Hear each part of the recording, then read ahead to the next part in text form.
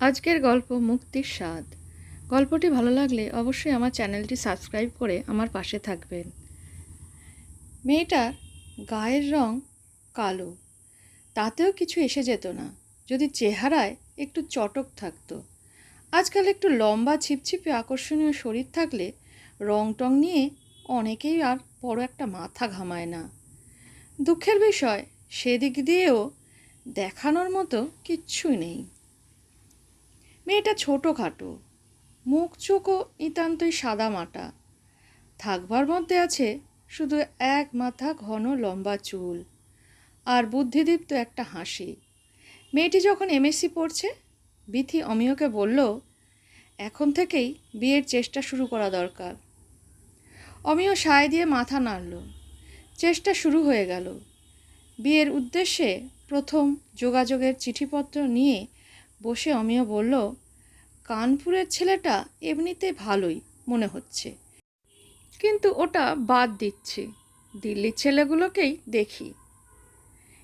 এখানে বিয়ে হলে মেয়েটা কাছাকাছি থাকবে, আর পরে পিএইচডি করতেও অসুবিধা হবে না। ওর তো সেটাই ইচ্ছা।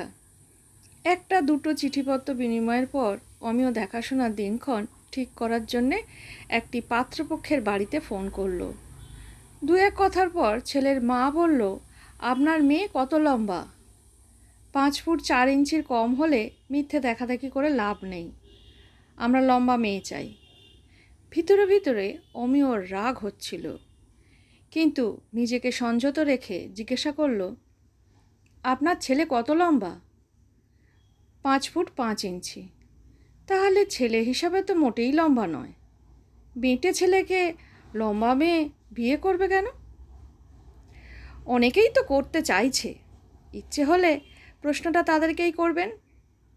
ফোনটা কেটে গেল। রাগে অমিয়র কালো মুখ বেগুনি হয়ে গেল।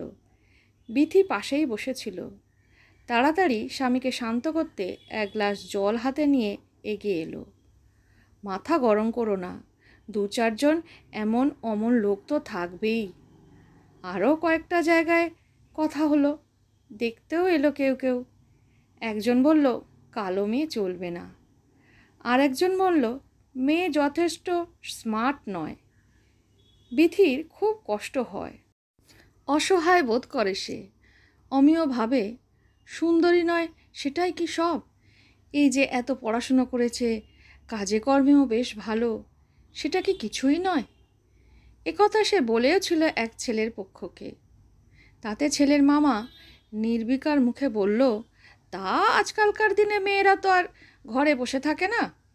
বিয়ে না হওয়ার আগে পর্যন্ত কিছু না কিছু করতেই থাকে, ফলে অমন পাশ টাশ করেই যায়। এরই মধ্যে একজন পাত্রের বাবা বলল, চেহারাটাই কি সব? রং দিয়ে কি মানুষ যাচাই করব? তেমন শিক্ষা আমাদের নয়। মাইক্রোবায়োলজি নিয়ে এমএসসি পড়েছে, উচ্চ শিক্ষিতা মেয়ে। আমাদের কাছে শিক্ষা দীক্ষাটা খুব বড় কথা। গর্বে আনন্দে অমিয় আর বিথির মুখ উজ্জ্বল হয়ে উঠল। মনে মনে ভাবল, এতদিনে বুঝি ঠাকুর মুখ তুলে চাইলেন। ছেলেটি পুনা থেকে পাশ করা ইঞ্জিনিয়ার। ফটো দেখে ওদের পছন্দ হয়ে গেল।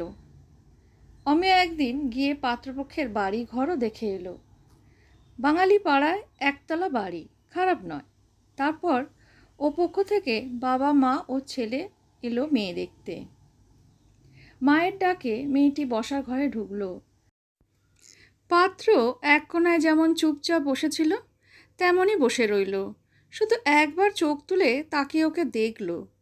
ছেলের মা বেশ মাপাজোপা চোখ নিয়ে ভালো করে মেয়ে দেখল, কিন্তু কিছু বলল না। একমাত্র ছেলের বাবাই সবার মুখপাত্র হয়ে মেয়েকে 2-1টা প্রশ্ন করল। আসল কথাটা এলো অমিয়দের বাড়িঘর সব দেখার পরে। পাত্রের বাবা বলল, সুন্দর বাড়ি করেছেন। আপনার তো একটাই মেয়ে, তা চিন্তার কিছু নেই, আমাদের কাছে আদরেই থাকবে। আপনি শুধু আপনার মেয়ে জামাইয়ের জন্যে আমাদের উপরতলায় একটা 2 বেডরুমের ইউনিট বানিয়ে দেবেন। ওরা সেখানে নিজেদের মতো করে আনন্দে থাকতে পারবে। অমিয়র হাসি মুখটা হঠাৎ কেমন ভ্যাবলার মতো হয়ে গেল। ওর বোধবুদ্ধি ফিরে আসতে বেশ কিছুটা সময় লাগলো। মিষ্টি মুখের পর বিদায় নেওয়ার সময় পাত্রের বাবা বলল, তাহলে বিয়ের দিনটা? অমিয় উত্তর দিল, ঠিক করে লাভ নেই, আমার পক্ষে দোতলার ইউনিটটা বানানো সম্ভব হবে না। ভদ্রলোক উদাসভাবে বললেন, একটু ভেবে দেখুন। এমএসসি পাস করে মেয়েটি পিএইচডি করতে ঢুকলো। বিয়ের চেষ্টাও সাথে সাথে চলতে থাকলো। মাঝে মাঝে কোনো পাত্রপক্ষ দেখতে আসে। বিথি নিয়ম মতো শাড়ি গয়না গুছিয়ে দিয়ে মেয়েকে সাজতে বলে। মেয়েটার সাজতে একটুও ভালো লাগে না, শুধু শাড়িটা পাল্টে নিয়ে বেরিয়ে আসে। বিথি বলে, উমা একটুও সাজবি না? মেয়ে হেসে বলে, পছন্দ হবার হলে এমনিতেই হবে মা। একদিন ক্লান্ত দুঃখিত বিথি বলে ফেলল, রং না হয় কালোই হলো, অন্তত বাবার মতো লম্বাও যদি হতিস। মেয়েটা বইয়ের পাতা থেকে মুখ তুলে সোজা মায়ের চোখের দিকে তাকিয়ে হাসি মুখে বলল, আমার কোনো চয়েস ছিল না মা। বিথি মনে হলো মেয়ের কথার ধার বেড়েছে। বিয়েটা তাড়াতাড়ি হয়ে যাওয়া দরকার। পড়াশুনোর চাপে চেহারাটাও বেশ রোগা হয়ে যাচ্ছে। অমিয় অবশেষে দিল্লি ছেড়ে এলাহাবাদ, কানপুর, জয়পুর, কলকাতা, বরোদা ইত্যাদি সব জায়গার ছেলের পক্ষের সঙ্গে যোগাযোগ করতে শুরু করলো। স্বামী স্ত্রী দুজনে দুজনকে সান্ত্বনা দেয়, ঠিক পাওয়া যাবে ছেলে, একটু দেরি হচ্ছে এই যা। তা আজকাল তো কত মেয়েরাই একটু বেশি বয়সে বিয়ে হয়। আসল কথা হলো ছেলেটা আর পরিবারটা ভালো হওয়া দরকার। আমাদের মেয়ে তো আর ফেলনা নয়। সেদিন হঠাৎ ভারী খুশি মনে গুনগুন গান করতে করতে মেয়েটি বাড়ি ফিরল। সবে সে চায়ের কাপে দুটো চুমুক দিয়েছে। বিথি ঘরে ঢুকে বলল, একটু পরিষ্কার হয়ে বাইরের ঘরে আয়, একটি ছেলে আর তার বাবা মা আলাপ করতে এসেছে। ছেলেটি সরকারি কলেজের লেকচারার। মেয়েটি মনে মনে হাসল। হালকা নীল রঙের শাড়ি সঙ্গে একটা মানানসই ব্লাউজ পরল। কানে গলায় মুক্তোর হালকা গয়না পরল। মুখেও হালকা প্রসাধন দিয়ে অল্প একটু সাজল। শান্ত স্বচ্ছন্দ ভঙ্গিতে সে বাইরের ঘরে ঢুকল। অধ্যাপক পাত্রটি বয়স 40-এর কাছাকাছি। চোখে হাই পাওয়ারের মোটা চশমা। সে এক বিশেষ সম্মানিত ব্যক্তির মতো ভারী গম্ভীর হয়ে সোফায় বসেছিল। ঠিক আলোর তলায় বসার জন্যে তার সযত্নে আঁচড়ানো চুলের ফাঁক থেকে মাথার টাকটা চকচক করছিল। মেয়েটির হাসি পেল, কিন্তু তা চেপে সে পাত্রপক্ষের প্রশ্নের জন্যে মনে মনে তৈরি হতে থাকল। অতিথিদের গতে বাঁধা সব প্রশ্নের উত্তর দেওয়া হয়ে গেলে মেয়েটা শান্তভাবে জিজ্ঞাসা করল, আপনাদের সব প্রশ্ন করা কি শেষ হয়েছে? একটু যেন চমকে উঠল ছেলের বাবা। বলল, হ্যাঁ তা হয়েছে। কেন বলো তো? মেয়েটা বলল, তাহলে আমি এবার আপনাদের একটা প্রশ্ন করতে পারি? অবাক হয়ে সবাই তার দিকে ফিরে তাকালো। এবার পাত্রটি চ্যালেঞ্জের ভঙ্গিতে বলে উঠল, হ্যাঁ করুন। মেয়েটি সোজা তার দিকেই তাকিয়ে বলল, আপনাদের কি আমাকে পছন্দ হয়েছে? পাত্রটি একটু আমতা আমতা করতে লাগলো। অপ্রস্তুতভাবে মায়ের দিকে তাকালো। মা চোখ ফিরিয়ে ছেলের বাবার দিকে তাকালো। ছেলের বাবা একটু ইতস্তত করে বলল, হ্যাঁ তা মোটামুটি হয়েছে। বিথি আর অমিয় দুজনে চকিতে দুজনের দিকে তাকালো। তাদের চোখ খুশিতে চকচকে হয়ে উঠল। এই কয় বছরে তারা অনেক কিছুই শিখে গেছে। অমিয় সময় নষ্ট করতে চায় না, তাই তাড়াতাড়ি বলে উঠল, আপনাদের যদি পছন্দ হয়ে গিয়ে থাকে তাহলে আমরাও আর দেরি করতে চাই না। সামনের মাসেই ভালো একটা দিন দেখে। পাত্রের মা বাধা দিয়ে বলল, দিন ঠিক করার আগে আমরা বাড়ি গিয়ে নিজেরা একটু আলোচনা করে নিতে চাই। তাছাড়া আমার মেয়ে জামাই এরপর দেখতে আসবে, আর তাদের দেখার পরই আমরা সঠিক মতামত জানাতে পারবো। বিয়েটা কোথায় হবে, কবে হবে, সেসব তখনই ঠিক করা যাবে। এবার সবাইকে চমকে দিয়ে মেয়েটা বলে উঠল, কিন্তু এত কিছু করবার কোনো দরকারই নেই। আমি এখানে বিয়ে করব না, আমার পছন্দ হয়নি। ছেলেপক্ষ যেন আচমকা এক চাবুকের ঘা খেল। ছেলেটি চেয়ার ঠেলে উঠে পড়ল। ছেলের বাবার মুখ রাগে অপমানে লাল হয়ে গিয়েছিল। তবুও তিনি প্রশ্ন করলেন, তোমার অপছন্দের কারণ কি জানতে পারি? একাধিক কারণ আছে।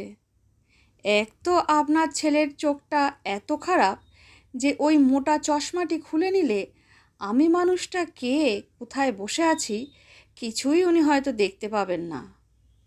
তবে এটাই আসল কারণ না। আমার অপছন্দের আরও একটা বিশেষ কারণ আছে। চিন্তাধারার দিক থেকে আমি কোনো সাযুজ্য খুঁজে পাচ্ছি না। কিন্তু এসব নিয়ে এই মুহূর্তে কোনো আলোচনা করতে আমি উৎসাহ বোধ করছি না।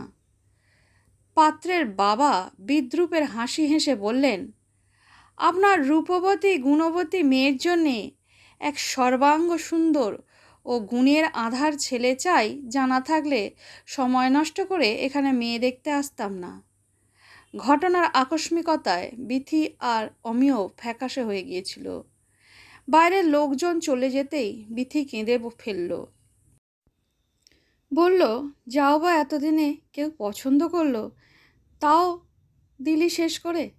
মেয়েটা হেসে ফেলল, সুন্দর ঝরঝরে নিষ্কলুষ হাসি। বলল, শেষ নয় মা, শুরু। একটা অধ্যায় শেষ করে আরেকটা অধ্যায়ের শুরু। অনেক তো চেষ্টা করলে তোমরা, এবার এসব বন্ধ করো মা, আমাকে আমার মতো থাকতে দাও।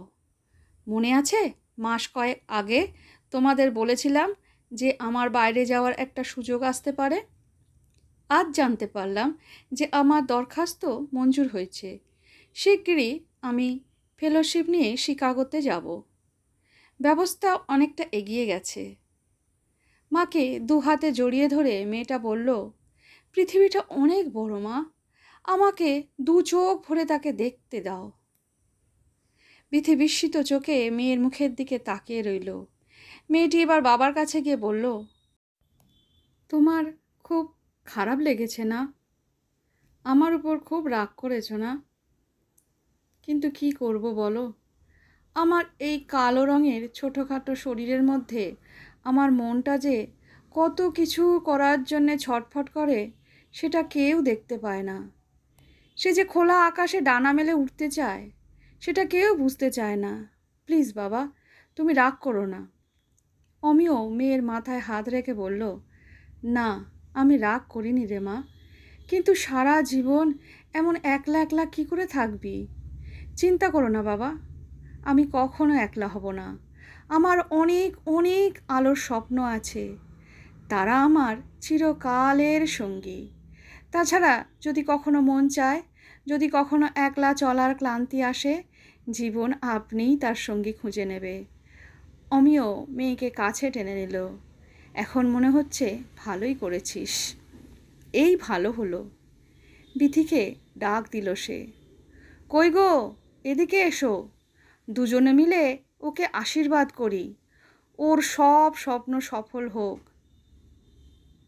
গল্পটি সম্পূর্ণ শোনার জন্যে ধন্যবাদ। গল্পটি কেমন লাগলো তা কমেন্ট করে জানাবেন।